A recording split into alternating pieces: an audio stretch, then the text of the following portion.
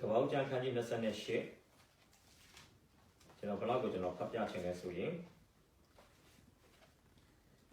အပိုက်ငယ်15ဖတ်ချင်ပါတယ်ငါသည်တင့်ဘက်မှရှိ၏တင်သွားလျက်၌ငါဆောင်ပါမည်ဤပြည်သို့တဖန်ဆောင်ခဲ့အောင်မည်ဂတိတော်ဂတိထားသည့်အတိုင်းမပြည့်စုံပြီတင့်ကိုမစွန့်တင့်ကိုငါမစွန့်ဘူးမိန့်တော်မူ၏ဒါကတော့လည်းဖျားရှင်ကောင်းပေးပါစေအာမင်ခဏလေးစောင်းအနံ့မှုဖြစ်ပါတယ်အဖဖျားဒီနေ့မှလည်းဒုတိယမြောက်နေ့ရဲ့အနေနဲ့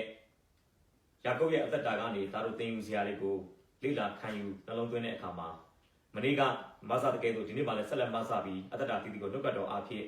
တိဆောက်ပါကောင်းချီးမင်္ဂလာဖြစ်စေပါနောက်ဆက်မယ့်ရာမန်သမ ्या ကိုယေရှုဖျားကြီးမြတ်သောနာမ၌စီတာလက်ဖေရှာဖြစ်ပါတယ်နှုတ်ကတော်လေ့လာခြင်းအားဖြင့်ကိုရောကိုကိုးကွယ်မဲ့အစီအစဉ်ကိုလက်တော်၌ပြန်လည်စက္ကန့်အနှံတဲ့အခါမှာဘုရားသခင်ပြုတဲ့ခြေဆုကြီးမားကြောင့်ဝန်ခံလက်ရှင်ယေရှုဖျားကြီးမြတ်သောနာမ၌ချီးမွမ်းတဲ့ခြင်းတိုင်းကိုလက်တော်၌စက္ကန့်အနှံပါတယ်အဖချာရမတ်ဆောတော်ဖျားရှင်အာမင်ဒီနေ့နှုတ်ကတော်ရဲ့ခေါင်းစဉ်ကိုတော့ကျွန်တော်ဘယ်လိုတတ်ထားလဲဆိုရင်အစပြောက်သူနဲ့အစပြုသူ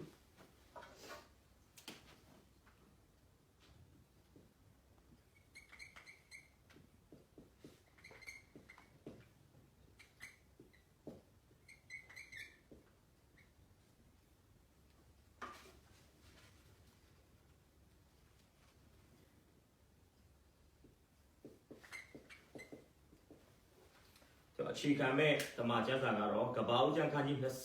28အပိုင်းငယ်17ကနေ22အတွင်းဖြစ်ပါတယ်ကပ္ပဦး28 17ကနေ22ကပ္ပဦး28 17ကနေ22အတွင်းကိုကျွန်တော်တို့လေ့လာသွားမှာဖြစ်ပါတယ် sorry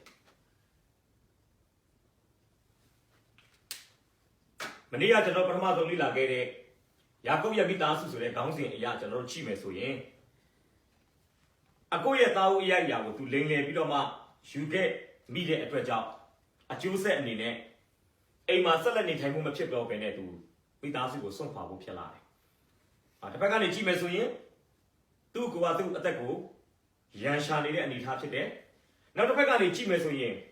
အကိုဖြစ်သူရဲ့အိမ်တော်ရေးဟာဖခင်နဲ့မိခင်ရဲ့နှလုံးသားကိုမတာမယာဖြစ်စေတယ်။ဒီအကူကမယုံကြည်သူမိန်းကလေးတွေနဲ့လက်ထပ်ထိမ်းများတဲ့အမှုရာကိုမြင်တဲ့အခါမှာဒီခန္ဓာမျိုးသမီးတွေနဲ့လက်ထပ်ထိမ်းများတာကိုမြင်တဲ့အခါမှာမိဘတွေကမနစ်သက်တဲ့အတွက်ကြောင့်တစ်ဖက်ကနေအကိုရဲ့ရန်ကနေလည်းရှောင်ရင်းနဲ့ယာကုပ်လည်းဒီဘယ်လိုခေါ်မလဲမိဘတွေဖြစ်စေခြင်းနဲ့အိမ်တော်ဘက်နဲ့စုံဘက်နိုင်ဖို့အတွက်တစ်ဖက်ကနေကြည့်မယ်ဆိုရင်ရဘက်ခါရဲ့မောင်လာဗန်ရှိတဲ့ဒေသကိုသူ့ကိုထွက်ခွာခိုင်းခဲ့တာဖြစ်ပါတယ်ဆိုတော့ဒီနေရာမှာ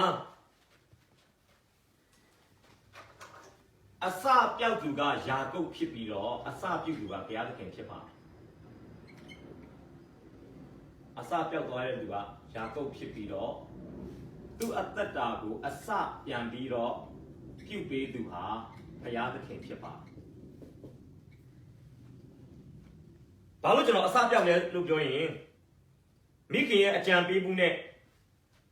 အကိုရဲ့သားဦးအရာကိုသူလူယူခဲ့ပေမဲ့အဖေကလည်းသူ့ကိုသားဦးကောင်းကြီးနဲ့ပတ်သက်ပြီးတော့မှဆုတောင်းပေးခဲ့ပေမဲ့ဒီအချိန်တိုင်းမှာယာကုပ်ကခြေမကင်ပြီးလက်မကင်ပြီးပဲပြောမလားဘာဆက်လို့ရမှန်းမသိတော့တဲ့အနေအထားဖြစ်တယ်ဆိုတော့ပထမဆုံးနံပါတ်1လေးကိုကျွန်တော်တက်ရအောင်နံပါတ်1ကိုကျွန်တော်ဘယ်လိုကောင်းစဉ်ပေးထားလဲဆိုရင်အစပြုသောဘုရား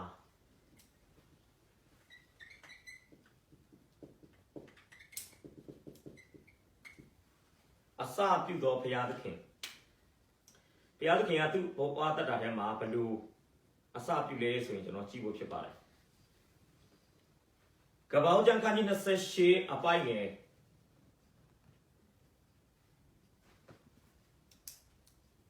ကျွန်တော်ကြည့်ဖို့ဖြစ်မယ်ခဏလေးနော်ကပ္ပဦးကျမ်းအခန်းကြီး28ကျွန်တော်ခဏလေးကိုကြည့်ရအောင်ဆက်စွာကျွန်တော်ဖတ်သွားတဲ့ကျမ်းပိုက်ပဲဖတ်ပြပါအပိုင်းငယ်15ငါဒီတင့်ဘက်မှာရှိတင်သွားလျာရ၌ငါဆောင်ပါပြီပြည်သို့တစ်ဖန်ဆောင်ခဲ့အောင်ပြီဂတိထားသည့်အတိုင်းမပြီးဆုံးမီတင့်ကိုငါမစွန့်ဖို့မိတော်မူကျမ်းစာကပြောစီကပ္ပဦးကျမ်းခန်းကြီး28အပိုင်းငယ်17မှာတစုံတစ်ခုသောအရာတို့ရောက်၍မိုးချုပ်သောကြောင့်ညကိုလွန်စေမီအကြံရှိသည်နှင့်ထိုရ၌ကြောက်ကိုယူ၍ခေါင်းအုံးကိုထားပြီးလင်အိတ်လေ၏ နောက်အပိုင်းငယ်7နှစ်မှာမြင်ရသောအိမ်မက်ဟူမူကားမြေကြီးပေါ်မှာလေကားထောင်တဲ့အဖျားသည်မိုးကောင်းကင်တိုင်အောင်ပြီး၏ဘုရားသခင်ကောင်းကင်တမန်တို့သည်ထိုလေကားဖြင့်ဆင်းလက်တက်လက်ရှိ၏လို့ကျမ်းစာကဖော်ပြထားတာဖြစ်ပါတယ်ဆိုတော့ကျွန်တော်ပြောချင်တာကအိမ်မာနေတုန်းက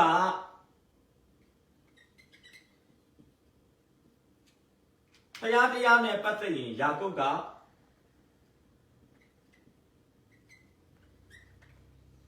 လစ်လူရှုတဲ့လူလို့ပြောလို့ရပါတယ်ကျွန်တော်အရှိပိုင်းအခန်းတွေဖတ်ကြည့်တယ်အခန်းကြီး25တို့အခန်းကြီး29တို့ဒီယာကုပ်အကြောင်းပြောတဲ့ဟာတွေကျွန်တော်ဖတ်ကြည့်တဲ့အခါမှာဘုရားသခင်နဲ့ပတ်သက်ပြီးတော့မှ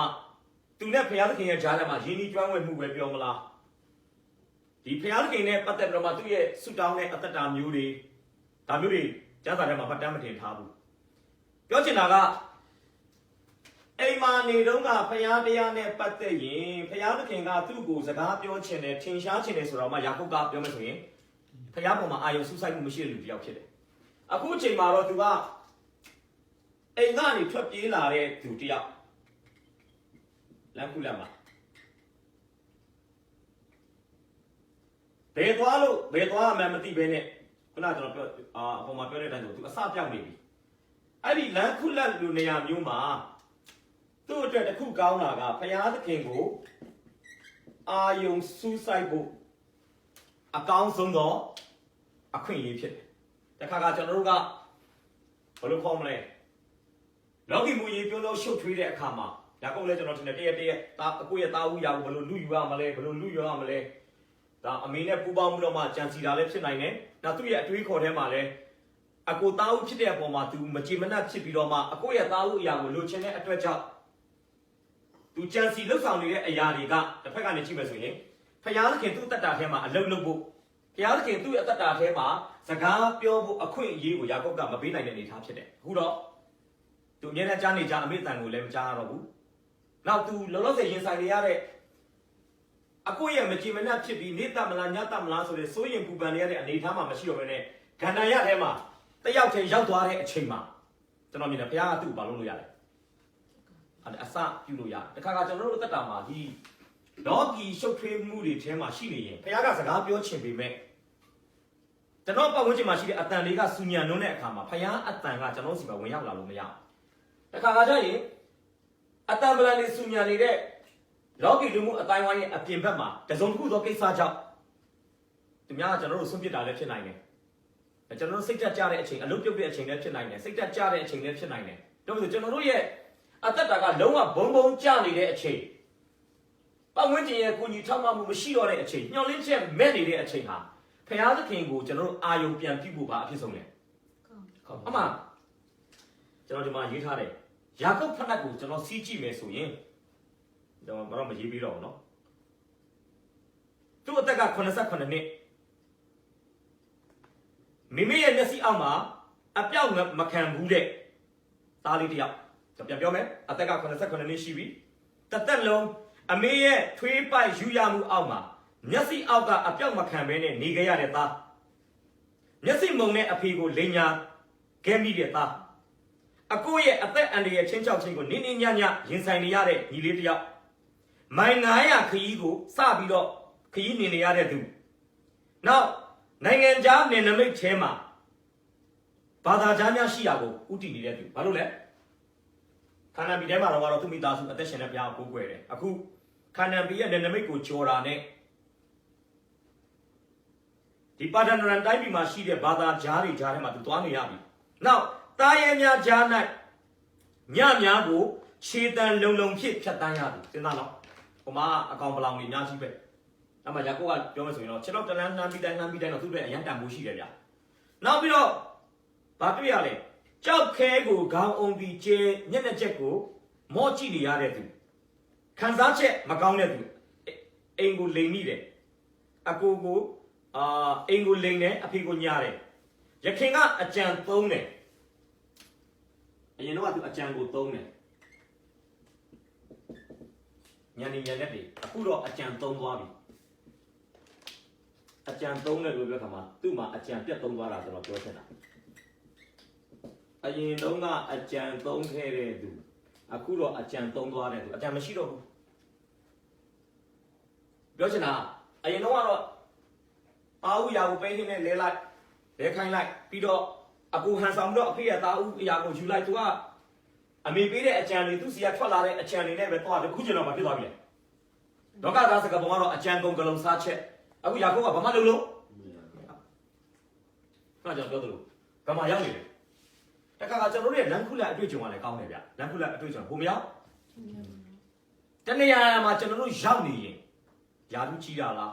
ဝင်ငွေကောင်းတဲ့အလုပ်လားကျမကြီးကောင်းတာလားတနေရာမှာကျွန်တော်တို့ပြည့်ပြည့်ဝဝရောက်နေတယ်ခါကျကျွန်တော်တို့ကလောကီမျိုးနိုင်ရှိတဲ့ခရိယာနေလို့ငါတို့နိုင်ဘာမှမလို့အဲ့ဒီမှာဖះမှာပါသွားတယ်ဗျတခါကျွန်တော်တို့မှာဘာမှမရှိတော့တဲ့ချွတ်ချုံကြတဲ့အခြေအနေကဖះခင်နဲ့ပြန်လဲအစားပြုဖို့ကြီးပါတဲ့ပါဖြစ်တယ်မာစီဝါရေးဘုံဘုံကျသွားတာတို့ကျမကြီးဘုံဘုံကျသွားတာတို့ကိုယ့်ရဲ့အိမ်တော်မိသားစုကကိုယ်ပြစ်စလက်ခတ်ထားခဲ့တာတို့နောက်တော့မှအတိုင်းဝိုင်းကကိုယ်ဆွန့်ပစ်တာတို့အဲ့ချိန်ကဘာအဖြစ်ဆုံးလဲဖះရဲ့နူးညံ့သိမ်မွေးတဲ့အတန်ကိုနားထောင်ဖို့ပါဖြစ်လဲကောင်းဆုံးဒါကြောင့်ကျွန်တော်တို့မှာကျွန်တော်တို့ရဲ့ဒေါသတန်လောဘတန်ပတ်ဝန်းကျင်ရဲ့စိတ်ဆော်မှုဒီခါကျရင်ကျွန်တော်တို့ဘာခေါ်မလဲအမျိုးမျိုးလောကီတတ်မဲ့တဲ့အတန်တွေကဖះကကိုယ့်ကိုစကားပြောရတော့မှအဲ့အတန်တွေကဖះအတန်မရောက်လာကျွန်တော်တို့နားမှာဘာလုပ်နေလဲအခွန်မာကြီးလိုပဲဝိုင်းရနေတာအခုတော့ပြောယာကုပ်ကအဲ့ထဲကထွက်သွားတာတော့အမေတန်မကြားတော့ဘူးအဖေရဲ့အကိုရဲ့အတန်လဲအကိုရဲ့တောက်တစ်ခေါက်ခေါက်နဲ့ဒေါသနဲ့ချိန်တဲ့အတန်အမေရဲ့အမြဲတမ်းသူ့ဂိုင်းလုပ်နေတဲ့အတန်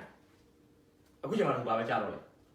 ဖယားအတန်တန်တန်လေးတစ်ခုပဲကြားဖို့ဘာဖြစ်သွားပြီလဲအကြီးမားဆုံး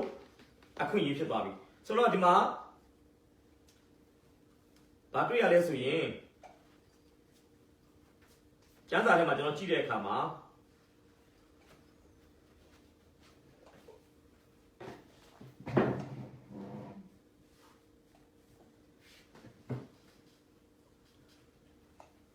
ကျွန်တော်နည်းနည်းကြည့်ပြပါနော်ကျေးဇူးပြုပြီးတော့မှ30ကနေကပောင်း28 30ကနေ15ကိုဒီချက်လောက်ဖတ်ပြပါယာကုပ်သည်ရရှိဘရွာမှထွက်၍ခါရန်ပြည်သို့ရောက်သွားစဉ်တစုံတစ်ခုသောအရက်သို့ရောက်၍မိုးချုပ်သောကြောင့်ညကိုလွန်စေမည်ဟုအကြံရှိသည်နှင့်ထိုအရက်၌ကြောက်ကိုယူ၍ကောင်းအုံကိုထားပြီးလင်အိတ်လေ၏နေရသောအိမ်နောက်မူကားမြေကြီးပေါ်၌လေကားထောက်တဲ့ရှိလူကောင်းကေတိုင်အောင်၏ဖျားခင်ဤကောင်းကေတမန်တို့သည်ထိုလေကားဖြင့်ဆင်းရဲတက်ရရှိကြ၏ထာဝရဘုရားသည်လေကားထက်၌တည်တော်မူလင်ငါသည်သင်တို့၏အဘအာဗြဟံ၏ဘုရားဣဇိဘုရားဒီဟုသောထာဝရဘုရားဖြစ်၏သင်ဒီကိုသင်နှင့်သင်၏အမျိုးနွယ်အားငါပေးမည်သင်၏အမျိုးနွယ်သည်မြေမုတ်ကဲ့သို့များပြားလိမ့်မည်အရှိအနောက်တောင်မြောက်သည်မျက်နှာတို့ရဲ့သို့လမ်းပြားကြလိမ့်မည်သင်နှင့်သင်၏အမျိုးနွယ်အားဖြင့်လူမျိုးပေါင်းတို့သည်ကောင်းခြင်းမင်္ဂလာကိုခံရကြလိမ့်မည်ငါသည်သင်ဘက်မှရှိ၏သင်သွားလျက်၌ငါဆောင်မမည်ဤသို့တပန်ဆောင်ခဲ့အောင်မည်ပတိထားသည့်အတိုင်းမဆုံးဘူးသင်ကိုငါမဆုံးဘူးမိတော်မူ၏ကျွန်တော်ကောင်းစီလေးပြန်ပြင်ထားတော့ကျွန်တော်ဖြတ်ထားတာလေးပဲမြင်လိုက်လို့အစပြုတော်ဖျားဆိုခုနကကျွန်တော်လူသားဤလိုအပ်ချက်၌အစပြုတော်ဖျားဒီချိန်တိုင်းမှာ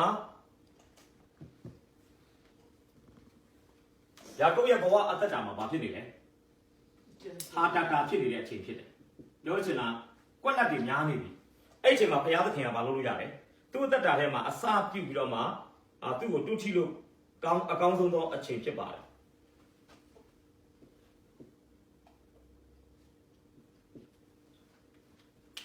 အထီးကျန်နေတဲ့အချိန်အဖော်မဲ့နေတဲ့အချိန်အကြံဉာဏ်ပြတ်သုံးနေတဲ့အချိန်ပြောမယ်ဆိုသူ့ဟာဘာဖြစ်နေလဲဘယ်ကသူ့ဘဝကိုပြန်စားလို့စမှန်မသိတော့တဲ့အချိန်မှာဖခင်ကယာကုပ်ကိုအိမ်မက်ကနေတဆင့်ပါလို့လဲစတင်ပြီးတော့မှဆက်သွယ်တာဖြစ်တယ်ပြောချင်တာပါလေဒီအချိန်မှာယာကုပ်ဘာဖြစ်နေပြီလဲသူ့ကိုဖေးမမဲ့သူလမ်းပြမဲ့သူဥဆောင်မဲ့သူသူ့တက်တာပဲ့ပြင်မဲ့သူဘာဖြစ်နေပြီလဲအရင်တော့ဘာလုပ်ခဲ့တာလဲအမေရဘက်ခါရဲ့ထိန်းချောင်းပဲ့ပြင် guideline ပေးမှုအောက်မှာတက်လုံးနေခဲ့တယ်အခုချိန်မှာပဲပြသွားပြီလေအမေရဘက်ခါရဲ့လောင်းရိပ်အမေရဘက်ခါရဲ့ကြည့်ကြမှုအပြင်ဘက်ကိုဘာဖြစ်သွားပြီလဲရောက်သွားပြီအဲ့ဒါကကောင်းတဲ့ဟာပဲနော် တခါကျွန်တော်လည်းအဲ့လိုရှိနိုင်တယ်ဗျ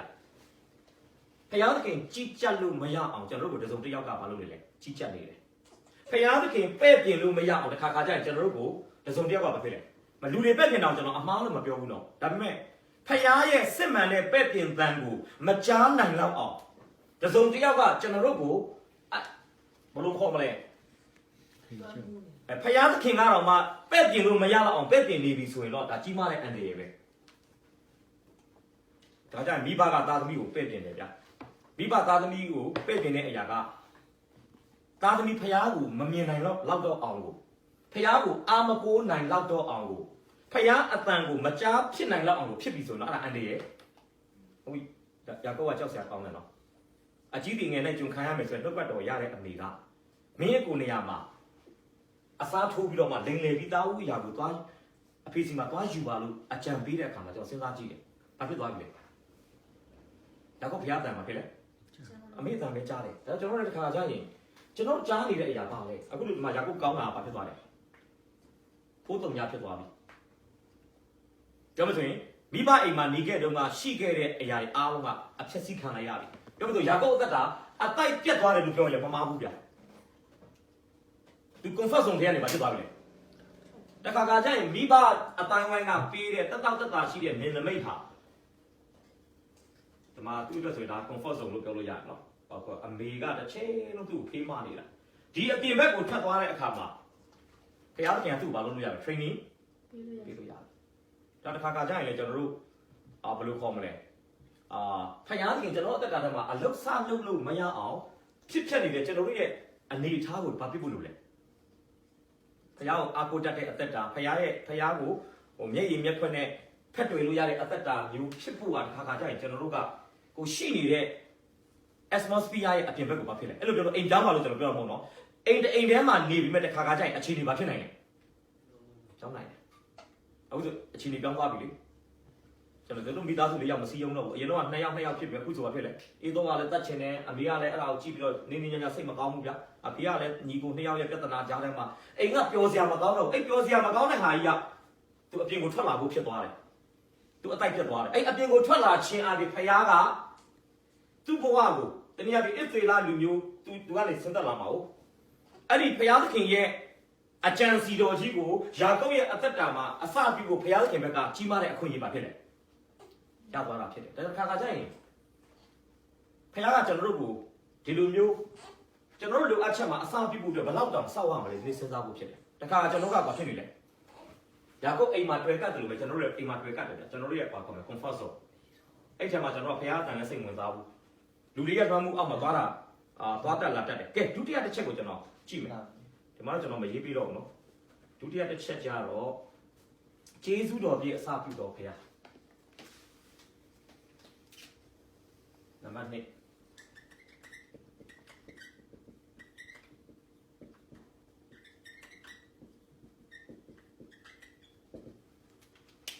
ကျမ်းစာကစောစောကကျွန်တော်တို့ဖတ်ထားပြီးသားကျမ်းပိုက်ပဲဖြစ်ပါတယ်မဖတ်ပါနဲ့တော့ကဘာဦး28 10ကနေကျွန်တော်တို့ဘလောက်အတွင်းမှာကြည့်မလဲဆိုရင်15လောက်အတွင်းမှာဖြစ်ပါတယ်ဓမ္မဟောင်းကာလတုန်းကဘုရားသခင်ကလူသားတွေကိုထင်ရှားတဲ့အခါမှာသူအသုံးပြုထားရှိတဲ့လမ်းကြောင်းတွေရှိပါတယ်အဲ့ဒီလမ်းကြောင်းတွေမှာဘာပါလဲဆိုရင်အိမ်မက်ဆိုတဲ့အရာပါတယ်အိမ်မက်အဖြစ်ဘုရားကထင်ရှားတယ်ပြီးလို့ရှိရင် prophet အားဖြင့်လည်းဘုရားသခင်ကထင်ရှားတတ်တယ်ပြီးရင်ဘုရားသခင်ကကောင်းကင်တမန်အားဖြင့်လည်းဘုရားသခင်ကထင်ရှားတတ်တယ်ဒါဓမ္မဟောင်းကာလဘုရားသခင်လူတွေကိုဘာလုပ်လာလဲဆက်သွယ်တဲ့လမ်းကြောင်းဓမ္မသစ်မှာတော့ဘုရားသခင်ကကျွန်တော်တို့ကိုဆက်သွယ်တဲ့အခါမှာတမန်ကျမ်းစာကနေတစ်ဆင့်ဘာလုပ်လဲကျွန်တော်တို့ကအမြဲတမ်းဘုရားသခင်ကအလင်းပြနေတာဖြစ်တယ်ဆိုတော့အခုချိန်မှာဘာဖြစ်လဲယာကုပ်တစုံတစ်ခုသောအရက်ကိုရောက်ပြီးမိုးချုပ်တဲ့အခါမှာသူတို့ခေတ်ကလူတွေခရီးသွားတဲ့အခါမှာအများတန်းကြောက်ခဲကိုဘာဖြစ်လဲခေါင်းအနေနဲ့အိတ်လေးအိတ်ချရှိတာသူလည်းအဲ့ထုံးစံတိုင်းဘာလုပ်လဲကြောက်ခဲကို ခေါင်းအနေနဲ့သုံးပြီးသူအိတ်တယ်အဲ့အချိန်မှာဘာတွေ့ရလဲမြင်ရတော့အိမ်မက်ဟူမူကားဘာမြင်မဲ့လဲယာကုပ်အတွက်တော့အိမ်မက်စိမ်းပေါ့အိမ်မက်စိမ်းလို့ကျွန်တော်ပြောတဲ့အခါမှာထူးခြားတဲ့အိမ်မက်တစ်ခါမှမမက်ဘူးတဲ့အိမ်မက်စိမ်းတော့ဟုတ်တယ်ယာကုပ်အတွက်အိမ်မက်ဇိုးတော့မဟုတ်ဘူး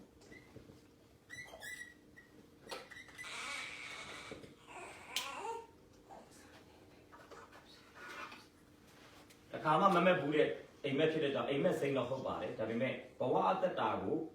ခြောက်ခြားမှုတွေပေးတဲ့အိမ်မက်ဇိုးကြီးတစ်ခုတော့မဟုတ်ဘူးအမှကျွန်တော်ကြည့်ရအောင်ပထမဆုံးကျွန်တော်အချက်လေးတစ်ချက်ရေးပေးမယ်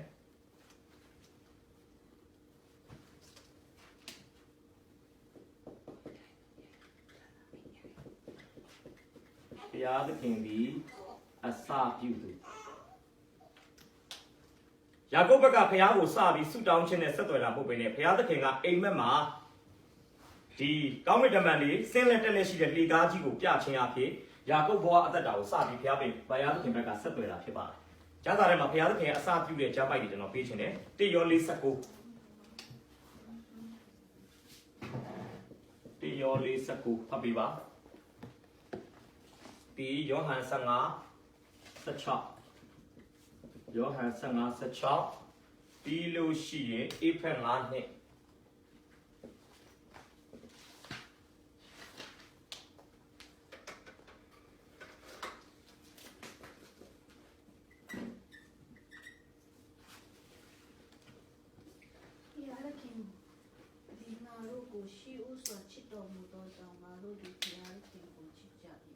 ပြောတယ်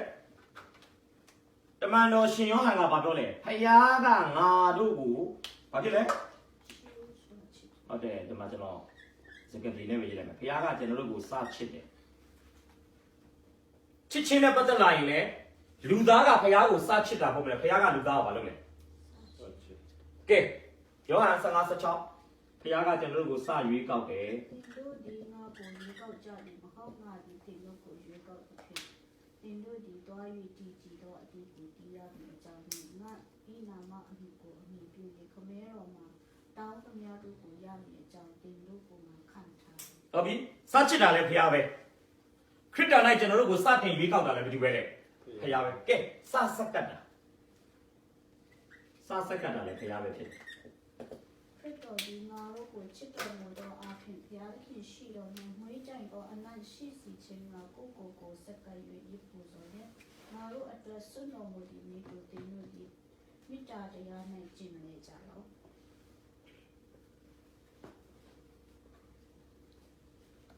ဒီမှာကျမ်းစာမှာပြောထားတယ်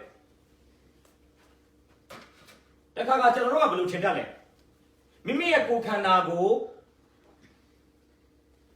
အသစ်ပြင်ဆင်ပြီးတော့မှဖယားကိုစက္ကန့်မယ်လို့ကျွန်တော်တို့ကထင်တတ်တယ်တကယ်တော့သားတော်ယေရှုခရစ်တော်ရဲ့လက်ဝါးကတိုင်ပေါ်ကရစ်ကောင်အနေနဲ့စက္ကန့်ခြင်းမရှိရင်ဒီနေ့ခရိယာန်တွေအသင်းတော်ထဲမှာစက္ကန့်လို့သူကဒီလိုလာတာဟုတ်သားတော်ရဲ့စက္ကန့်ခြင်းက foundation ဖြစ်တယ်အဲ့ဒါအခုကျွန်တော်ပြောတဲ့ 8 flat ဘယ်လောက်မှလဲ9နှစ်မှာသားတော်စက္ကန့်တာကိုသိပြီးမှယုံကြည်သူကစက္ကန့်ရမယ်သားတော်ရဲ့စက္ကန့်ခြင်းဆိုတဲ့အုံမြစ်ပေါ်မှာယုံကြည်သူကစက္ကန့်ရမယ်အဲ့ဒါကယောမ7:1ယုံကြည်သူရဲ့စက္ကန့်ခြင်းကိုဖယားသခင်ကခမဲတော်ကပြန်စက္ကန့်တယ်ခမဲတော်ကကျွန်တော်တို့ကိုစက္ကန့်တယ်အဲ့ဒါက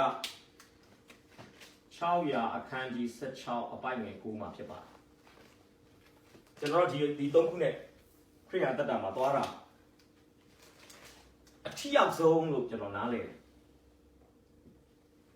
ဒီနေ့ကျွန်တော်တို့ရဲ့အမှုတော်ဆောင်ခြင်းဟာခမဲတော်ဖခင်ကကျွန်တော်တို့ကိုစက္ကပ်တဲ့အမှုတော်ဆောင်ခြင်းဖြစ်ဖို့လိုတယ်ပြောချင်တာပါလေသားတော်ရဲ့စက္ကပ်ခြင်းကိုသိကျွမ်းပြီးကျွန်တော်တို့ကအမှုတော်လက်ထက်မှာစက္ကပ်မယ်ဆိုရင်ခမဲတော်ဖခင်ကိုယ်တိုင်ကကျွန်တော်တို့ဘက်ကနေအလုပ်လုပ်မှာအဲ့ဒါဆိုရင်ယုံကြည်သူရဲ့အမှုတော်ဆောင်ခြင်းဟာ တကယ်ပဲတကူနမိတ်လက္ခဏာနဲ့အောင်းပွဲတော့အမှုတွေနဲ့ဘာဖြစ်မှာလဲပြည့်ညတ်မှာဖြစ်တယ်ဆိုတော့ပြောချင်တာကဒီမှာလည်းဘာဖြစ်လဲတဲကန္နာရထဲမှာလမ်းစာပြောက်နေတဲ့ယာကုပ်ကိုဖျားသခင်ကဘာလုပ်လဲစပြီးတော့အိမ်မက်ကနေဆင်ဘာလုပ်လဲဆက်သွယ်တာတွေ့ရကဲနောက်တစ်ခုကြည့်ရအောင်ဖျားကအစာပြုတယ်ယာကုပ်ရဲ့အသက်တာထဲကိုဘာဖြစ်လဲအိမ်မက်အားဖြင့်ဝင်ရောက်လာတယ်ဒုတိယတစ်ချက်ကျွန်တော်ကျမ်းစာလေးတစ်ချက်လောက်ပေးမယ်နော်အပိုင်းနဲ့15လောက်တစ်ချက်လောက်ပြန်ဖတ်ပေးဗလား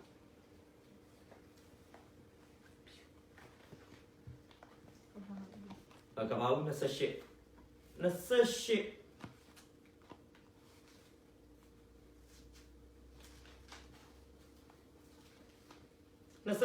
ဖတ်ပေးပါယာကုပ်၏အိပ်ပျော်ရာမှနိုးလျင်အကေစင်စစ်သာရဘုရား၏ရရ၌ရှိတော်မူကြောင်းကိုငါမသိ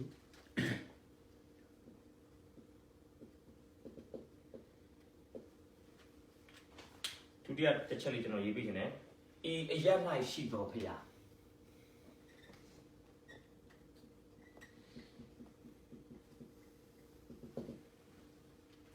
ဖရာသခင်သည်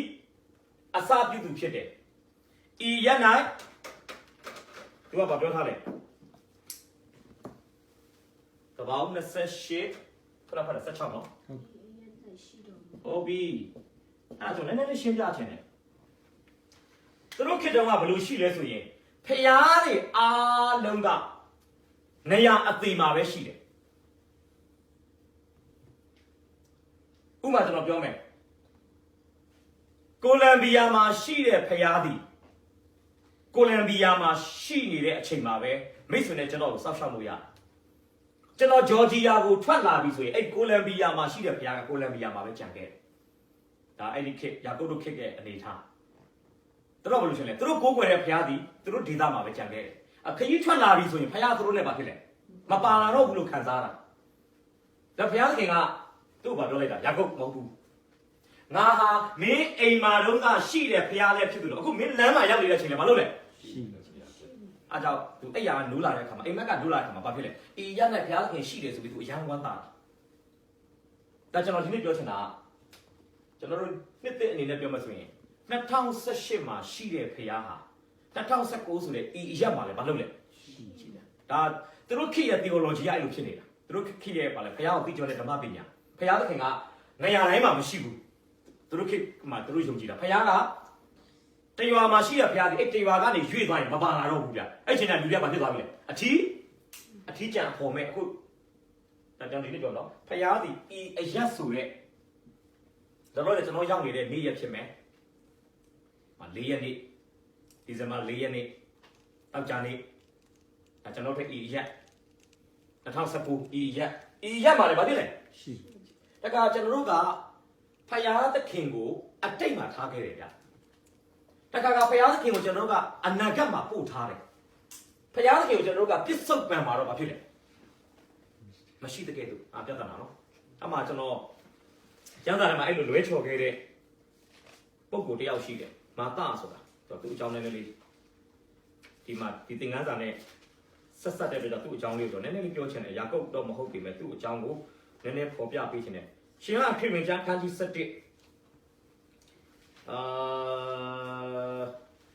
အပိုင်းငယ်20ကနေ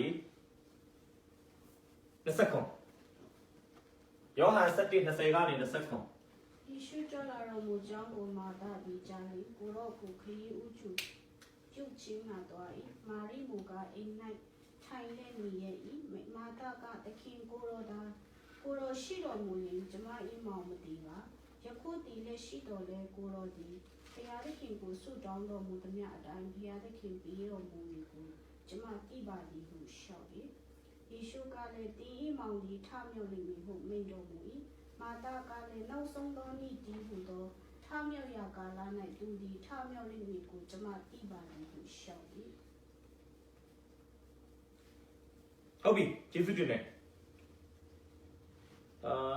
ဘယ်ရောက်ပါလဲဆက်ဖတ်ပြီယေရှုကလည်းငါသည်ထမြောက်ခြင်းအကြောင်းအသက်ရှင်ခြင်းအကြောင်းဖြစ်၏ငါကိုယုံကြည်သောသူသည်တည်လွန်တော်လဲ ရှင်လိမ့်မည်ငါကိုယုံကြည်၍အသက်ရှင်သောသူရှိသမျှတို့သည်လည်းတည်ခြင်းနှင့်စိတ်မပြတ်ကင်းလွတ်ကြလိမ့်မည်ငါစကားကိုယုံသလားဟုမေးတော်မူလေမာတာကဟုတ်ပါ၏သခင်ကိုရောဒီခရစ်တော်ကြီးဟူသောဤလောကသို့ကြွလာတော်မူသောဘုရားသခင်သားတော်ဖြစ်တော်မူသည်ကိုကျွန်မယုံပါသည်ဟုလျှောက် ယေရှုတင်တယ်အဲ့ချိန်မှာလာစုဆုံးသွားပြီဘယ်နည်းရှိပြီလဲ၄ရက်တင်ကြိုင်ခရောက်နေပြီယေရှုဗေဒနိရွာကိုရောက်လာတယ်လို့သိတဲ့အခါမှာမာတာကခရစ်တော်ကိုလာတွေ့တဲ့အခါမှာတွေ့ချင်းမှာပြောလဲကိုတော်ရှိရင်ကျွန်မမောင်လို့ပြောပြောချင်တာပါလေအရင်တုန်းကလွန်ခဲ့တဲ့၄ရက်လောက်ကလာစုနေမကောင်းဖြစ်နေတဲ့အချိန်တုန်းကကိုတော်ရှိခဲ့မယ်ဆိုရင်ကျမမောင်လာစုမသေးပါဘူးလို့သူပြောချင်တာဖြစ်တယ်။ဒါကိုတော်ရှိနေကျမမောင်မသေးပါဆိုတဲ့စကားဟာယေရှုခရစ်ရဲ့တတ်ဆွမ်းနိုင်မှုကိုမာသားကအတိတ်ကာလအတွက်ပါဖြစ်လေစိတ်ချခဲ့ဘူးလေဆိုတာဖော်ပြတယ်။ယေရှုကဘာပြောလဲ။ဒီမှာကျွန်တော်ပြန်ဖတ်ပြမယ်နော်။ယခုတည်လက်ရှိတော်လဲကိုတော်သည်ဘုရားသခင်ကိုဆုတောင်းတော်မူသမျှအတိုင်းဘုရားသခင်ပေးတော်မူမည်ကိုကျမသိပါသည်ဟုရှောက်၏။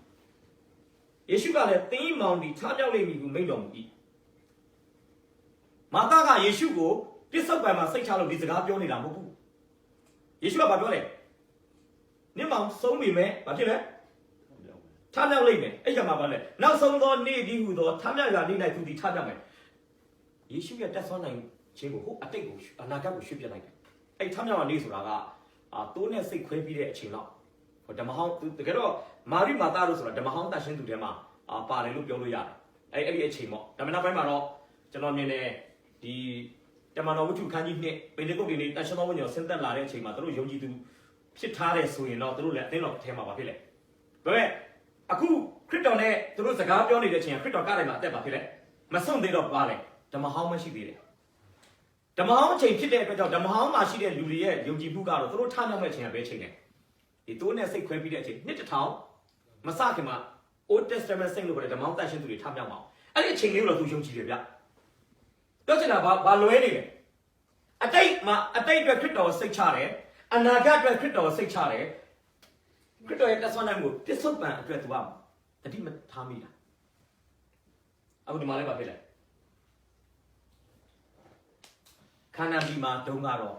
သူတို့နေထိုင်တဲ့ရက်ွက်သူတို့ထင်တဲ့မြို့မှာတော့ဘုရားကရှိတယ်ဆိုတာယာကုပ်ယုံကြည်တယ်လောလောဆယ်ဂန္ဓာရအထဲမှာကြောက်ခင်းကိုခေါင်းအုံပြီးကျန်နေတဲ့ချက်ကိုမောကြည့်နေတဲ့အချိန်မှာယာကုပ်ဘယ်လိုခံစားလဲဒီသဲကန္ဓာအထဲမှာငါတယောက်တည်းအဲ့ဒီမှာဘုရားဘာလုပ်လဲအိမ်မက်မှာသူ့ကောင်းမွန်တယ်မှာလေတက်လိုက်ဆင်းလိုက်တက်လိုက်ဆိုတဲ့ဒီကယူပါရုံနဲ့သူ့ထင်ရှားတယ်အဲ့ခါမှာသူနိုးလာတယ်ပါပြောလဲအေးရမှာဘုရားသခင်ရှိတယ်ကဲနောက်တစ်ချက်ကြည့်ရအောင်နောက်တစ်ချက်ကဤရ၌ရှိသောဘုရားဟာဘလို့ဘုရားလည်းဖြစ်လဲဆိုရင်ကျွန်တော်ရေးပေးချင်ပါတယ်အလုံးလုံနေသောဘုရား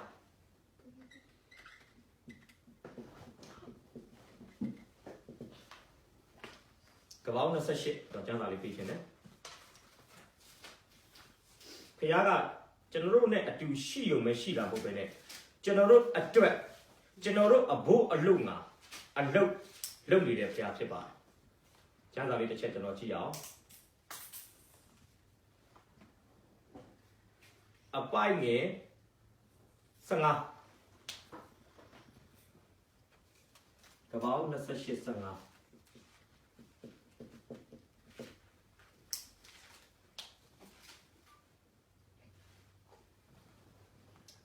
ဒီတင်းဖက်မှာရှိတင်သွားလျာရ၌ဟုတ်ပြီငါဆောင်မမီဤတို့တဖန်ဆောင်ခဲ့အောင်ဂတိထားသည့်အတိုင်းမပြည့်စုံမီတင့်ကိုငါမဆုံးဖို့မိတော်မူ၏ကျွန်တော်အဲ့မှာနှစ်ချက်ကိုကြမ်းပိုက်အတူတူပဲဆိုတော့ရောရေးလိုက်ဤရ၌ရှိသောဘုရားအလွတ်လွတ်သောဘုရားနောက်တစ်ခုကပါလဲဆိုရင်တာဝန်ယူနေသောဘုရား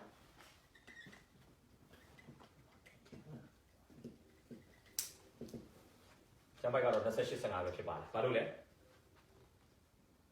ဂတိထားသည့်အတိုင်းမပြည့်စုံရင်တင့်ကိုငါမစွန့်ဆိုတာသူ့ရဲ့တာဝန်ယူမှုပြီးရင်သွားနေရ၌ငါစောင့်မမယ်ဆိုတာသူဘာဖြစ်လဲကျွန်တော်တို့အတွက်ကျွန်တော်တို့နဲ့အတူဘာလုပ်လဲအလုံးလုံးနေဒါကြောင့်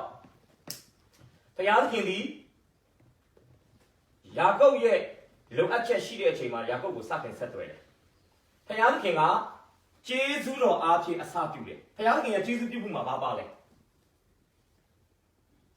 မင်းသွားလေရမှာငါရှိပဲမင်းအတွက်ငါအလုံးမင်းကိုလည်းငါမဖြစ်လေဘု ရားသခင်ရဲ့တာဝန်ယူမှုကအစအလယ်အဆုံးပြောတာဟုတ်ဘာပြောလဲ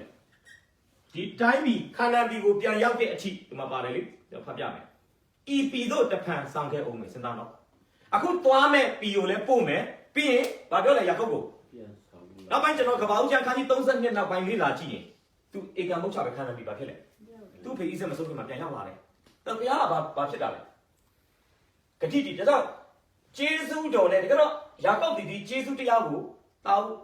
ဘယ်လိုခေါ်မလဲအကိုရဲ့တာဦးယာကိုလည်းလင်ယူတယ်သူ့ရဲ့နာမည်အတိုင်းကောက်ကျစ်ဆင်းလဲမှုတွေသူလုပ်ထားတယ်ဘုရားစကားကိုနာခံတဲ့အမိစကားကိုပဲနာခံတယ်ဒါပေမဲ့ဘုရားကသူ့ဘာလုပ်လဲသူ့ဘက်ကဆက်သွယ်ခြင်းစရာမကောင်းပေမဲ့ဘုရားဘက်ကဘာလုပ်လဲဟုတ်တယ်အမှကြည့်ရအောင်အဲ့လေကားနဲ့ပတ်သက်တာကျွန်တော်နည်းနည်းလေးပေါ်ပြပေးချင်တယ်ကပောင်း28ကျွန်တော်ဘယ်လောက်ကြည့်မလဲဆိုရင်အပိုင်ငယ်73ဖတ်ပေးပါကျွန်တော် မိရသောအိမ်မက်ကိုမူကားမိကြီးပေါ်၌ဒီကားထောင်လျက်အဖျားသည်မူကောင်းကိတိုင်အောင်မြင်ဖျားတို့ဒီကောင်းကိဓမ္မတို့သည်ထူဒီကားဖြင့်ဆင်းလက်တဲလက်ရှိကြ၏ဟောရပြသည်ဒီကားထက်၌ရက်တော်မူလျက်ငါဒီတင်၏အဘအဖရမ်ဤဖျားဤစိတ်ဤဖျားဒီဟုသောထာဝရဖျားဖြစ်၏တင်ဣတော်မီကိုတင်နှင့်တင်၏အမျိုးနွယ်အားငါပြီးမည်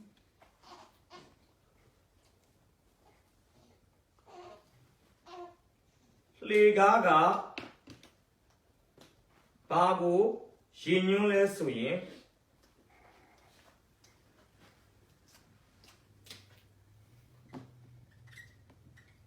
ဆက်သွယ်ရေး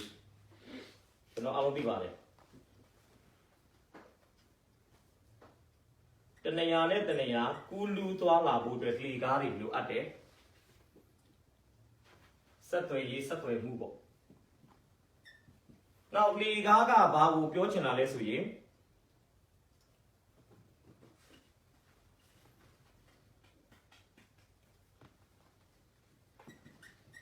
မာစချင်းဖယားထံမှလာတယ်ဆိုတာပေါ်ပြချင်တာဘာလို့လဲဒါကျွန်တော်ဆိုတော့ဒါလေကားဆိုပါစို့လူသားဖြစ်တဲ့ယာကုပ်ကဘာမှရှိတယ်အောက်မှာယာကုပ်ကဒီမှာရှိတယ်ဖယားကဒီမှာရှိတယ်ဆရာယူသက်တန်ကျမ်းစာကိုဘာသာပြန်တာကျွန်တော်အရင်သဘောကျတယ်သူဟေဘရဲကနေဘာသာပြန်တဲ့အတွက်ကြောင့်ဒီလိုအဓိပ္ပာယ်လို့ကျွန်တော်မြင်တယ်ဒီရှင်ဟန်ခရစ်ဝင်ကျမ်းအခန်းကြီး1မှာလဲအဲ့ဒါကိုသုံးထားနော်ယောဟန်ခရစ်ဝင်ကျမ်းအခန်းကြီး1လဲကျွန်တော်တစ်ချက်လောက်ကြည့်ရအောင်ယောဟန်ခရစ်ဝင်ကျမ်းအခန်းကြီး1အပိုင်းငယ်51ယောဟန်1:51နောအာငါမန်ကန်စုဒီကနောင်ကာလာ၌ကောင်းကင်ဖွင့်လက်ဒီကိုကောင်ဖျားခင်ကောင်းကင်နမန်ကိုတောက်ကောင်းကင်တမန်တို့ဒီလူသားအပေါ်၌ဆင်းလက်တဲ့ရှိနေဒီကိုကောင်တင်းတို့ဒီမြင်ရကြလက် ဘာပြောလဲဆင်းလက်အဲ့စကလုံးကြောင့်အရင်ဒီဆောက်တာဖြစ်တယ်အင်္ဂလိပ်ကျမ်းစာတော်တော်များများမှာတော့တက်လက်ဆင်းလက်ပဲပြောတယ်ဗျာဒါပေမဲ့ကျွန်တော်ဓမ္မဆရာတွေအများစုတရားဟောတဲ့အခါမှာဘာပြောဘူးလဲဆိုရင်ဒီအတိတ်ပဲဗာလဲဆင်းလက်တက်လက်ဒါတော့တကယ်ကောင်းတဲ့ဟာတော့ဆင်းပြီးမှတက်တယ်လို့ပြောတဲ့အတွက်ကြောင့်ဒီကောင်းတဲ့တမန်နေတဲ့မူလနေတာပဲရတယ်ပြောချင်တာပါလေကဘာဦးကျမ်းအခန်းကြီး7မှာလူသည်ဘာဗလုန်ရဲတိုက်ကိုစောက်ပြီးတော့မှလူကဖျားစီကိုသွားဖို့ကြိုးစားမှုတဲ့အောင်မြင်လားမအောင်မြင်ဘူးဒါပေမဲ့ကဘာဦးကျမ်းအခန်းကြီး28လဲရောက်တော့ဖျားသခင်သည်တရားထိုးပြီးတော့လူစီကိုဘာဖြစ်လဲလူစီကိုဆင်းလာတယ်ဒါကဲတင်ချင်းရဲ့ကြားရုပ်တစ်ခုလို့ပြောရင်လည်းမမှားပါဘူးကဲတင်ချင်းဆိုတာလူစီကနေထွက်တာဟုတ်မလဲဘယ်သူစီကလာလဲဖျားစီကဒါကဘာဦး7နဲ့ကဘာဦး28ရန်กว่าတယ်ကဘာဦး7ကလူကကိုယ့်ရဲ့ကြိုးစားအားထုတ်မှုနဲ့ဖျားစီကိုသွားဖို့ကြိုးစားတာကဘာဦး28မှာတော့ဖျားကလူစီကိုဘာဖြစ်လဲဆင်းလာတာနောက်ပိုင်းဆိုတော့ယောဟန်1:51မှာတော့ယေရှုခရစ်တော်ကိုပြောမယ်ဆိုတော့ဒါယေရှုခရစ်တော်ကဖခင်ကကျွန်တော်တို့ကိုစတင်ဆက်သွယ်တဲ့ကယ်တင်ခြင်းလမ်းကြောင်းကြီးပဲကယ်တင်ခြင်းတရားယေရှုခရစ်တော်ဆိုတဲ့ဖခင်သခင်ဘက်က ကျွန်တော်လည်းလေကားကြီးကကောင်းငင်ကနေကျလာတာဗျာကောင်းငင်ကနေကျလာတဲ့လေကားကြီးကိုကျွန်တော်တို့အမိပြုမှပဲကျွန်တော်ဘယ်ရောက်နိုင်လဲနောက်လေကားရဲ့ထိတ်မှလည်းဘယ်သူကရှိလဲဖျားရှင်ရှိလို့ပြောတာပြောချင်တာပါလေကဲတင်ချင်းရဲ့အရင်မြင့်ကဲတင်ချင်းကိုအစပြုသူကဲတင်ချင်းကိုပေးကမ်းသူကဲတင်ချင်းရဲ့ဘာခေါ်မလဲအခြေခံအုတ်မြစ်ကဘာလုပ်လဲဒါကြောင့်ရုပ်ပိုင်းဆိုင်ရာကဲတင်ချင်းပဲဖြစ်ဖြစ်ဝိညာဉ်ပိုင်းဆိုင်ရာကဲတင်ချင်းပဲဖြစ်ဖြစ်ဘယ်ရပဲလာရတာလဲဖျားစီတာဒါကြောင့်ငါ့ကိုမဆာချင်းအကြောင်းပေါ်ထွက်ရတောင်ရိုးစုငါမျိုးကြည့်တယ်ပြောတာဟုတ်ဆာလန်ဆရာကဆိုတော့ကျွန်တော်ပြောချင်တာကအခုဖျားဘက်ကဘာလုပ်တာလဲဒီတော့ယာကုပ်ကဒီလိုမျိုးကျေးဇူးတော်ကိုလက်ကမ်းချင်စရာကောင်းတဲ့လူမှမဟုတ်တာဖျားရဲ့ကျေးဇူးတရားမထီမဲ့မြင်ပြုတာအမေနဲ့ပေါ့ဒါပေမဲ့ဖျားကဘာလုပ်လဲကျွန်တော်တို့စိတ်ကုန်ရင်တော့မှဖျားကကျွန်တော်တို့ဘယ်တော့မှစိတ်မကုန်ပါနေတိုင်းသူ့ရဲ့ကျေးဇူးတော်ကမ်းလက်နေတယ်ကျွန်တော်တို့ဘာလုပ်နေလဲကမ်းလန်းနေတာအခုယာကုပ်နေရာတကယ်ဒါပေမဲ့ဖျားကဘာလုပ်လဲလေကားထိကနေသူ့စကားပြောတယ်သူ့ပြောတဲ့စကားတွေမှာတရားစင်ခြင်းနဲ့ပတ်သက်တာမပါဘူးနော်ဘာပဲလဲဒီမမယ်၊ဦးညီမယ်၊ဆောင်းမမယ်၊ထိန်းချောင်းမယ်၊ကျွေးမွေးမယ်ဆိုတဲ့ဘာပဲလဲတကယ်အားပေးတဲ့ယာကုပ်ရဲ့နှလုံးသားကိုရဲရင်ချင်းတတ္တိတွေပောက်ဖွာလာအောင်ပြောတဲ့အားပေးတော့အထက်အရက်ကလာသမျှစကားတွေကကျွန်တော်တို့ကိုဘာဖြစ်လဲအားပြတ်နေတဲ့ကျွန်တော်တို့ဘာဖြစ်စေလဲဟိုတခါမှလည်းကျွန်တော်ပြောမှုပါလေအခုတော့ထပ်ပြောမယ်တခါမှရန်ကုန်မှာလူတစ်ယောက်ကဦးတက်ပေါက်ပြီးဦးတက်ခွဲတယ်ဒီသမကျဲလိုက်လို့လုပ်ခဲ့တဲ့ဆေးဥမယ်နဲ့တူတယ်ဒီမှာတော့ပြောလို့မကောင်းဘူးညမယ်ဆိုတော့အဲ့ဒါနဲ့ခွဲပြီးတော့ဆရာဝန်ကသူ့အမကမေးတယ်ဆရာဘယ်လိုလဲကျမမောင်လေးโอเคတယ်ကောင်းပါပါအဲ့နဲ့ပြောမဆိုရင်ဆေးဥတက်နေတဲ့ယောဂပြန်ဖောက်လာတော့ရန်ကုန်ပြည်သူ့ဆေးရုံကြီးကိုပို့တဲ့အချိန်မှာဆုံးသွားတယ်ဆုံးသွားတော့နောက်တစ်ရက်နှစ်ရက်မှာဂျာနယ်ထွက်လာတယ်ရန်ကုန်မှာဂျာနယ်ကဒီဘက်အချမ်းမှာလူနာရှင်ကိုအင်တာဗျူးထားတဲ့ဒီဘက်အချမ်းမှာတော့ဆရာဝန်လူနာရှင်အမကဘာပြောဆိုကျမမောင်ကိုဆရာဝန်ကကောင်းသွားမှာပါပြောလို့ကျမတို့ကဆေးရုံမပြောင်းမဲနဲ့ပုဂ္ဂလိကဆေးရုံမှာပဲဆက်ထားတာစောစောကလေးကအခြေအနေမကောင်းဘူးဆိုကျမတို့ဘာလုပ်လဲတကယ်တော့ပတ်စံရှိလို့ဒါပုဂ္ဂလိကဆေးရုံမှာပြနေတာတကယ်တည်ရှင်နဲ့ကြုံလာရင်ပြည်သူဆေးရုံကြီးကလူအနေနဲ့ကြည့်မယ်ဆိုစိတ်အချရဆုံးလို့ပြောလို့ရတယ်ဆရာကကောင်းသွားမှာပြောပြီးကျမမောင်အခုလိုဖြစ်သွားတာကောင်းသေးရဲ့လားပေါ့ဒါမှဒီဘက်မှာလည်းပြောတယ်ဒေါက်တာဆရာကကောင်းမယ်လို့ပြောတယ်ဆိုဘာလို့မကောင်းတာလဲမဟုတ်ဘူးတဲ့ကျွန်တော်တို့ဆရာဝန်ကတေမဲ့လူနာကိုတော့မှကျွန်တော်တို့ကအားပေးစကားပဲဘာလို့ရတာလဲတေမဲ့လူနာတော့ကျွန်တော်တို့ကအလုပ်မပြောဘူးတဲ့ပေါင်းပဲပြောတာဒါကျွန်တော်တို့ရဲ့ကျင့်ဝတ်ပေါ့ဒီကျွန်တော်ကစကားနားလေလို့ဆိုရင်လောကသားတွေရဲ့အားပေးစကားဟာကျွန်တော်တို့ရဲ့အမခံချက်မရှိဒီကရလောကသားတွေကဟိုလောကဝိပြုတာများလုံးတဲ့အခါမှာအကျင့်ပါနေတာဗျ။သွားကြည့်တယ်ကင်ဆာယောဂါနဲ့ပိုက်တန်းနဲ့သိမယ်ဆိုတာသိနေတယ်စိတ်ထဲကဘာလို့ပြောလဲ။တက်တာလာမှာပါမျက်နှာလေးကသွေးတွေဘာဖြစ်လဲ။သွေးတွေပြက်လာပြည့်လာပြီအရင်တော့လည်းမထူတော့ဘူးဘာဖြစ်လဲ။အရင်တစ်ခေါက်လာကြည့်တော့တမျိုးကြီးပဲအခုတော့ဘာဖြစ်လဲ။သူကအားပေးတယ်ဗျ။ကျွန်တော်အားပေးတာနှုတ်ကပတ်တော်အခြေခံဖို့လိုတယ်။နှုတ်ကပတ်တော်အခြေမခံမဲ့နဲ့ရှာတက်နဲ့လောကဝိပြုမယ်ဆိုရင်အဲ့ဒါကြီးကလူနာတော့လေအမခံချက်အခုယာကုပ်ကိုစကားပြောတဲ့ပုဂ္ဂိုလ်ကတခြားပုဂ္ဂိုလ်မဖျားတော့ဒါကျွန်တော်ဒီနေ့ပြောချင်တယ်ယာကုပ်ကိုဖျားဆက်တော်တဲ့အချိန်ဟာယာကုပ်ဘာဖြစ်နေလဲဖျားကိုတရားမှတရားဘာဖြစ်တဲ့အချိန်လဲလူအပ်နေတဲ့အချိန်ယာကုပ်ကိုဆက်တော်တဲ့ဖျားဟာယာကုပ်ထိုက်တန်လို့ဆက်တော်တာမဟုတ်ဘူးဘာနဲ့ဆက်တော်တာလဲဂျေစုတော်ယာကုပ်မကောင်းပါဘူးဒါပေမဲ့ဖျားတော့ဘာဖြစ်လဲဖျားကကောင်းတဲ့သူတွေပေါ်မှာပဲကောင်းတဲ့ဖျားမဟုတ်ဘူးနော်ဆိုးတဲ့သူတွေပေါ်မှာဘာဖြစ်လဲအဲကြောင့်မာတင်လူသာနဲ့တူတယ်နော်မာတင်လူသာပြောမှုတဲ့စကားရှိတယ်မာတင်လူသာကချားစပါချင်လားကျွန်တော်မေ့တော့မေ့သွားပြီတော့ဘာပြောလဲဆိုရင်အဆိုးကိုအဆိုးအကောင်းကိုအဆိုးနဲ့တုတ်ပြန်တယ်ဆိုတာတဲ့ဒါနတ်ဆိုးရဲ့သဘောတဲ့အဆိုးကိုအဆိုးနဲ့တုတ်ပြန်တယ်ဆိုတာလူသားရဲ့အဆိုးကိုအဆိုးနဲ့ sorry အဆိုးအကောင်းကိုအဆိုးနဲ့တုတ်ပြန်တယ်ဆိုတာတရိဆိုင်ရဲ့သဘောအဆိုးနဲ့တုတ်ပြန်တယ်ဆိုတာနတ်ဆိုးရဲ့သဘောနောက်အကောင်းမှအကောင်းနဲ့တုတ်ပြန်ခြင်းနဲ့ဆိုတာကဒါလူသားရဲ့သဘောဒါပေမဲ့အဆိုးဖြစ်ပြီးမှအကောင်းနဲ့တုတ်ပြန်တော့ဗာလဲဘုရားရဲ့သဘောဒီသဘောတဘာဝရှိတာဆိုတော့ကျွန်တော်ဒီနေ့ပြောချင်တာကအခုဆိုဘာလုပ်လဲယာကုပ်ဆိုးတယ်ဒါယာကုပ်ဘုရားပါလဲအကောင်းပဲကျမ်းစာမှာပြောတယ်ကျွန်တော်ကြည့်ရအောင်ရှင်ယာကုပ်ဩဝါဒစာမှာကျွန်တော်တို့အဆိုးဖြစ်နေကြစားဘုရားသခင်ကအဆိုးဖြစ်တဲ့သူသားသမီးတွေပေါ်မှာအမြဲတမ်းသွန်းလောင်းပေးတဲ့အရာပါပဲလေ ကောင်းမွန်တဲ့အရာတွေဖြစ်ပါတယ်ရှင်ယာကုပ်ဩဝါဒစာခန်းကြီး1အပိုင်းငယ်7ချက်လောက်ကြည့်ရအောင်နော်ယာကုပ်1 7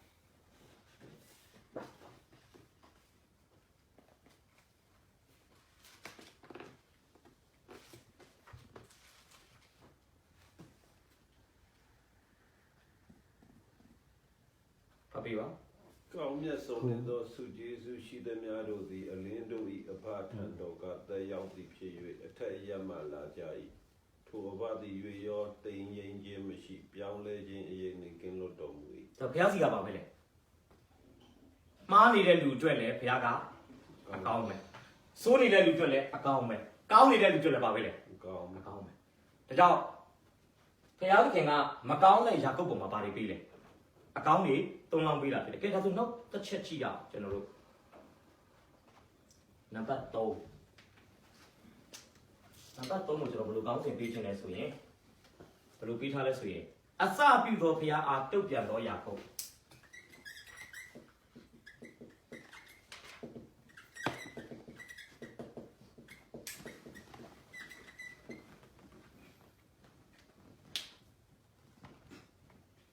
ကပ္ပဦးကျမ်းခန်းကြီး28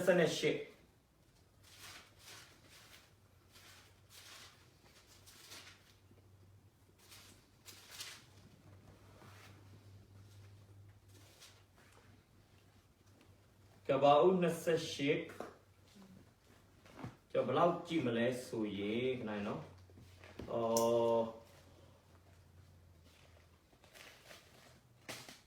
15တစ်ချက်15တစ်ချက်ကြည့်မယ်ခဏလေးနောက်ကပ္ပဦး28အပိုင်းငယ်20ကနေ22 28 15 20ကနေ22 ငါသည်တဲ့တမှရှိ၏တင်သွားလျက်၌ငါဆောင်မမည်ဤပြီးသို့တပံဆောင်ခဲ့အောင်မည်ဂရိထားသည့်အတိုင်းမပြည့်စုံမီတင်ကိုငါမစွန့်ဟုမိန်တော်မူ၏ဆေရနေမစမထိုခါယာကုတ်ကဖျားသခင်သည်ငါဘယ်၌ရှိလေငါယခုသွားရလမ်းမှာငါကိုဆောင်မ၍စားစရာအစာဝတ်စရာအဝတ်ကိုပေးသနာတော်မူနေငါသည်တဖန်ဖိုင်အိမ်သို့ငြိမ်ဝတ်စွာပြန်ရောက်၍ထာဝရဘုရားသည်ငါ၏ဘုရားဖြစ်တော်မူလေမတ်တိုင်ပြူ၍ငါထူသောဤကြောက်သည်လည်းဘုရားသခင်ပြည့်မလို့ဖြစ်ရမည်ပေးသနာတော်မူသောမူတရားတို့ကိုစေဖို့တဖို့ပူဇော်ပါမည်ဟုသစ္စာပြုလေ၏ဟုတ်ပြီထိုအခါယာကုပ်ကဘုရားသခင်သည်ငါဘက်၌ရှိလက်ယခုငါသွားရလမ်းမှာငါကိုစောင့်မ၍စားစရာအစာဝတ်စရာအဝတ်ကိုပေးသနာတော်မူလင်၎င်းအမှပေးသနာတော်မူလင်ငါသည်တဖန်အဘအိမ်သို့ငြိမ်ဝတ်စွာပြန်ရောက်၍ထာဝရဘုရားသည်ငါ၏ဖျားဖြစ်တော်မူလင်၎င်းဖြစ်တော်မူလင်၎င်းမှတ်တိုင်ပြု၍ငါဆုတောင်းသောဤကြောက်သည်လေဖျားသခင်၏ဗိမာန်ဖြစ်ရမည်အဲ့ဒီနေရာမှာဘာလို့လဲယာကုပ်ကအဲ့ရာကနိုးလာတဲ့အခါမှာသူခေါင်းအုံထားတဲ့ကြောက်ကိုဘာလို့လဲမှတ်တိုင်လုပ်တယ်အဲ့မှာရှိမပူစော်ဘူးနော်ဘာပဲလုပ်လဲဒီစီသွန်းလောင်းတာပေါ့နော်ဒီမှာသူဘာသုံးထားလဲဆိုရင်စီကိုလောင်းတယ်စီလောင်းတယ်ဆိုတာအဲ့ဒီဖြစ်ရဲ့အနေထားဆိုရင်ပါလေဘဝအသက်တာတစ်ခုလုံးကိုဘာလုပ်လဲသုံးလောင်းတဲ့သဘောမျိုးအဲ့မှာရှိကောင်တော့မတတ်ဘူးနော်ဆိုတော့အဲ့မှာလည်းပြဿနာတစ်ခုရှိတယ်တချို့ကအဲ့ဒီနေရာမှာလှင်ဆိုတဲ့နှစ်နေရာမှာတချို့ကျမ်းစာပညာရှင်တွေကဘလို့အဓိပ္ပာယ်ဖွင့်လဲဆိုရင်လှင်ဆိုတာကိုတချို့က if တချို့ကတော့ sin အဓိပ္ပာယ်လည်းခုထွက်တယ် if နဲ့အဓိပ္ပာယ်ဖွင့်ရင်တော့ယာကုပ်ရဲ့ဆုတောင်းချက်ကအားနည်းချက်ဖြစ်သွားတယ်ဘယ်လိုလဲဆိုရင်ဖခင်ကအပေါ်မှာမပြောထားလဲငါဒီသင်ဘက်မှာရှိ၏လို့ပြောတယ်ယာကုပ်ကအောက်ဘက်မှာတော့ဘယ်လိုပုံစံမျိုးပြောတဲ့ပုံဖြစ်နေလဲဘုရားသခင်ဒီငါဘက်၌ရှိလက်ဟိုမှာရှိ၏လို့ပြောတယ်ပြောမှာဘာဖြစ်လဲရှိလက်သွားလေရနဲ့ငါကိုစောက်မမီလို့သွားလေရနဲ့ငါစောက်မမီလို့ဘုရားကပြောတယ်ယာကုပ်ကဘာဆုတောင်းလဲငါသွားရလမ်း၌ငါကိုစောက်မ၍ if ဘုရားကဤပြည်သို့တဖန်ဆောင်ခဲ့အောင်မီယာကုပ်ဘာပြောလဲတဖန်အဘအိမ်သို့ငြိမ်ဝတ်စွာပြန်ရောက်၍ဘုရားကဘာပြောလဲသင်ကိုငါမစွန့်ယာကုပ်ကဘာပြောလဲထာဝရဘုရားသည်ငါ၏ဘုရားဖြစ်တော်မူလျှင် if နဲ့အဓိပ္ပာယ်ဖွင့်ရင်တော့ယာကုပ်ရဲ့ဆုတောင်းချက်ကအနှုတ်ကျွန်တော်လေ့လာတဲ့ WYSB ကတော့ဗာပြောလဲဆိုရင်သူကဆင့်နဲ့အဓိပ္ပာယ်ဖွင့်တာဆင့်ဆိုတာပြီးခဲ့သည့်နောက်သူပြောချင်တဲ့သဘောကဘာလဲဖခင်ကကျွန်တော်အဖေအိမ်ကိုပြန်ပို့ပြီးတဲ့ကျွန်တော်ရဲ့လမ်းခီးမှာအဝတ်စားတွေပေးပြီးအစားအသောက်တွေကျွေးပြီးဟာလာကျွန်တော်အဘတွေနေတဲ့တိုင်းပြည်အိမ်ကိုညင်ခွေးစွာပြန်ပို့ပြီးတဲ့နောက်မှာကျွန်တော်ရစ်ပူစောပါမယ်အဲ့ဒါပြောချင်တာကျွန်တော်တို့ဒုတိယဟာကိုကြိုက်တယ်ဒုတိယဟာကတော့ဖခင်သခင်သူ့ကိုဆက်သွယ်လာတဲ့ပုံမှာသူစိတ်ချမှုရှိတဲ့အတွက်ကြောင့်ယုံကြည်ခြင်းကတိပါလို့တာပြုတာအဲ့ဒါတော့ကျွန်တော်နည်းနည်းလေးပို့သဘောကျဒီ if နဲ့ဆိုရင်တော့အပေါ်ကဖခင်ပြောသွားတာအားလုံးကသူ့အတွက်ဟာတာလို့မကျင်းသေးဟုတ်တယ်တကယ်တော့သူက confirmation လုပ်တာကိုတော်ပြောထားတဲ့အတိုင်းကျွန်တော်ရဲ့အသွားခီးစဉ်မှာကိုတော်ကွယ်ကာပြီးတကလားအပြန်ခီးစဉ်မှာလည်းကိုတော်ကွယ်ကာပြီးတကလားအဖေအိမ်ပြန်ရောက်ပြီကျွန်တော်ဒီအရက်မှာကိုတော်ကိုကျွန်တော်ရစ်ပလင်တယ်မယ်အမှစင်ကတော့ဒါကတော့လင်းအကယ်၍ပေါ့ဒါကတော့ကတဲ့ကလည်းပြောလို့ရကျွန်တော်တို့ဒီအတိတ်ကိုတက်ပြီးသည့်နောက်ကျွန်တော်အဖေအိမ်ပြန်ရောက်ပြီးတဲ့နောက်ပိုင်းမှာကျွန်တော်မလုပ်မလဲကျွန်တော်သွားတဲ့လမ်းခီးမှာကျွန်တော်အစားအသောက်တွေကျွေးဝစ်စားတွေပြီးတလန်းလုံးကွယ်ကဆောင်မပြီးတော့ကျွန်တော်ဖျားသခင်အနေနဲ့ဟာလာကျွန်တော်အိမ်ပြန်ရောက်ပြီးတဲ့နောက်ပိုင်းမှာဆိုရင်ကျွန်တော်မလုပ်မလဲကိုတော့ကိုသစ္စာဂတိဆိုတော့ကျွန်တော်ပြောချင်တာဒီနေ့အစပြောက်နေတဲ့ယာကုပ်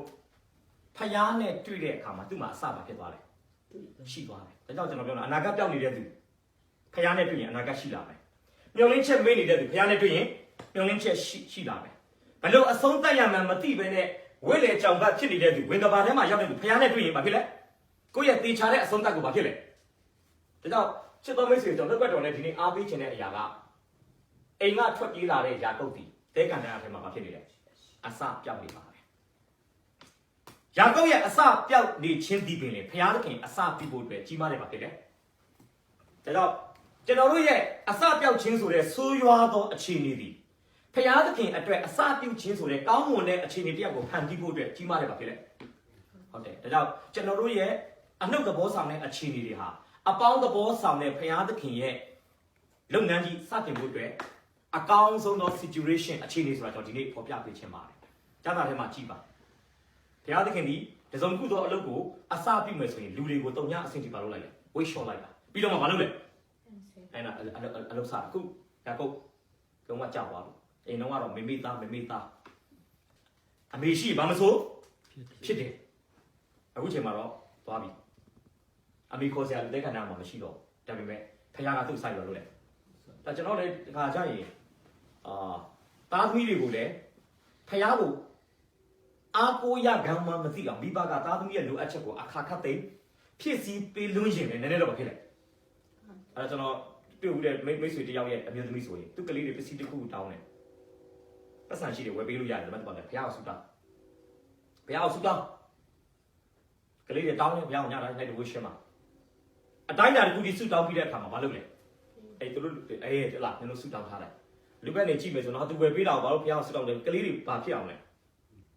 ဲဟုတ်တယ်ဘုရားခင်ကိုခိုလုံကိုးစားခြင်းအားဖြင့်ဒီလိုမျိုးဖြစ်နိုင်တယ်ဆိုတော့ငငယ်လေးတွေကသူတို့က